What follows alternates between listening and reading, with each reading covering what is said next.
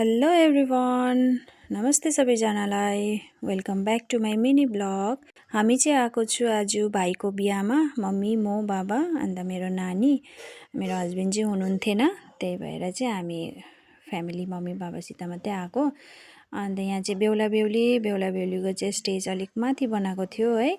Mummy र म चाहिँ माथि चढेको थिएँ स्टेजमा। अन्त पछि मेरो नानी पनि आइपुगेछ मामा मामा भन्दै।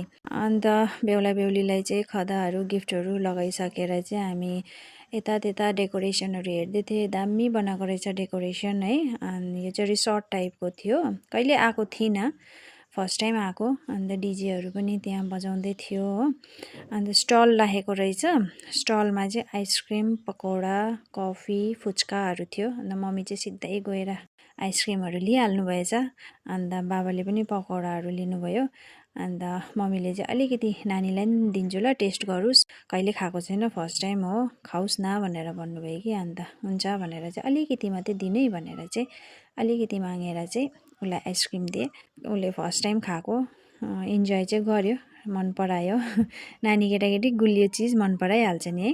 त्यहाँदेखि स्टलमा सबै हामी खाइदाइ गरिसकेर चाहिँ खाना खानु पसिहाल्यो फर्स्ट टिपमै, किनकि अब अलिक टाढो थियो नि त यो रिसोर्ट चाहिँ। अन्त घर जानु ढिलो हुन्छ, फेरि नानी भोकाउँछ भनेर चाहिँ हामी खानापिना खाइहाल्यो फर्स्ट टिपमै।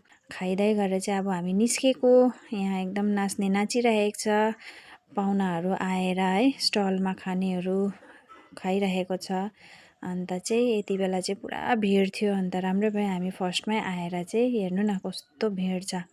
छिटो खानासाना खाएर चाहिँ हामी निस्किहालेँ। हुन्छ त, मेरो यो बिहाको मिनी ब्लग के कस्तो लाग्यो भनिदिनुहोस् होला। By by, have a good day.